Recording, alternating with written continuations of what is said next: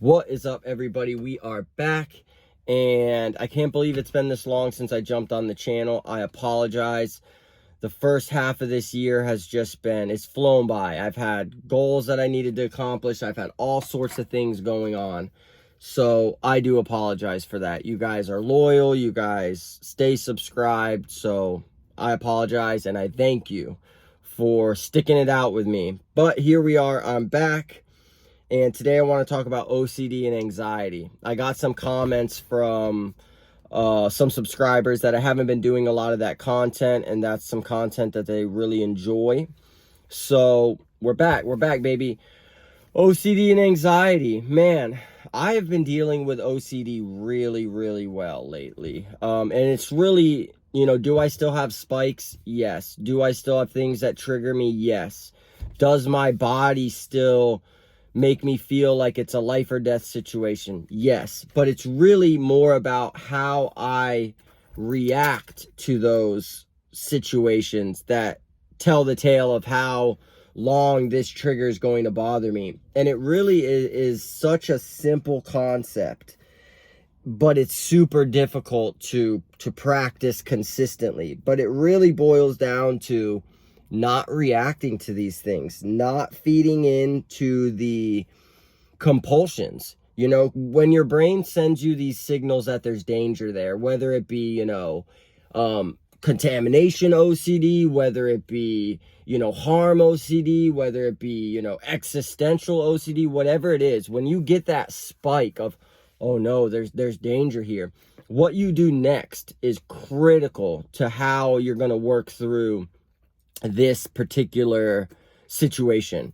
And when we start doing things like seeking reassurance, like ruminating, like, modifying our behaviors, when we start to do those things, like I've always said on this channel, we are training the brain that there are dangers in these situations that our brain is alerting us about. And that's going to teach the brain, okay, we sent an alert, we got a response, we will continue to send alerts about these things because the brain and the body are working together. When I send the signal, you do that thing. So that's telling me that I need to continue to do this so that we can continue to stay safe. But when we do nothing about these things, when we don't react to them, when we don't do those compulsions that our physiological response is telling us to do, we're training the brain that there's no danger in these situations. And you can make this theory a lot more complex if you want to, but it just boils down to the meat and potatoes. Train the brain that there's no danger in these situations, and your brain will stop alerting you as much about these things. Now, if you're like me, I've had OCD for as long as I can remember. It started at a very young age, and it was very intense, and only my reactions to these stimulations have changed my relationship with OCD. So do that. Don't react to these things. Dude, if you have OCD and it's been driving you crazy, every day is a freaking panic attack anyway. Every day is like just emotions flaring, shit's gonna fall apart, everything like that. So do nothing about it. You're gonna feel out of control, you're gonna feel fear, you're gonna feel like you're in danger. What else is new? What else is new? I feel like that shit all the time anyway. So, if you're sick and tired of feeling like this, tell yourself, you know what? This week's gonna be hell, but I'm not going to react to anything. I'm going to be fearful. I'm probably going to have some anxiety attacks, but I'm not going to do anything about these stimulations because I'm tired of spending so much time on these compulsions. I'm tired of my life becoming so small that, it's not a life anymore at all. So I challenge you to train the brain. There's no danger in these situations. Boom. Easy as that. Difficult to do, easy to talk about. Anxiety. Man, I've had a lot of anxiety. That I have been dealing with lately.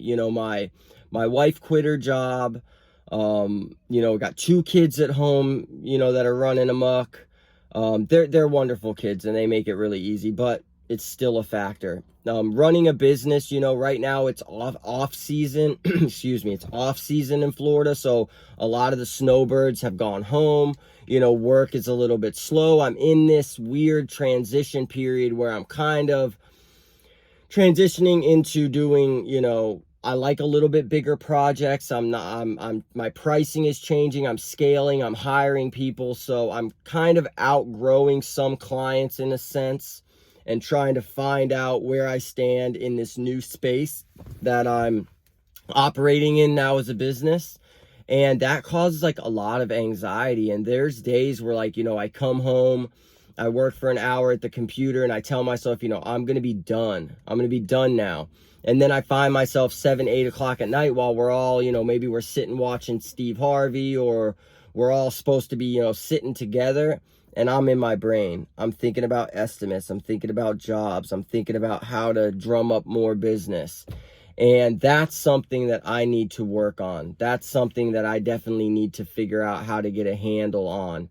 And the only way that I've figured out how to have like peace and feel like all of this is not on just my shoulders is my faith. You know, my faith in the Lord, that the Lord is going to provide, and that as long as I get up every day and I do my best and I give it 100%, that, you know, success is just going to be a byproduct of that. You know, is there going to be difficult times? Yeah. Are there going to be situations where maybe I go down a path and then I realize, you know, that's not really the right path and I have to back up a little bit and keep going? Like, yes, you know, those things are probably going to happen, and some of them already have happened.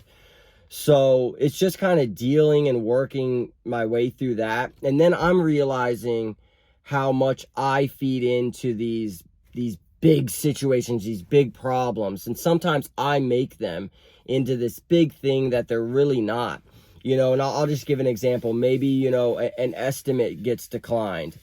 And you know what? It's a 50-50 chance when you send out an estimate. Is it going to be declined? Is it going to be approved? And instead of just accepting that, sometimes, you know, I'll get angry. I'll say, man, well, you know, why this, why that, you know, da da da da da. And that just kind of like festers and just kind of gets that pot boiling over. And really, when we can just learn to accept situations for what they are, can I learn from them? Was there something that I could have done differently in this situation to get the outcome that I really wanted? If so, then let's try to practice that. And if not, you got to accept it and move on. And I feel like you can kind of use that theory in anxiety for everything. You just look at the situation, you say, okay, is this something that I can control? If yes, what can I do to make sure that I get the outcome that I'm wanting?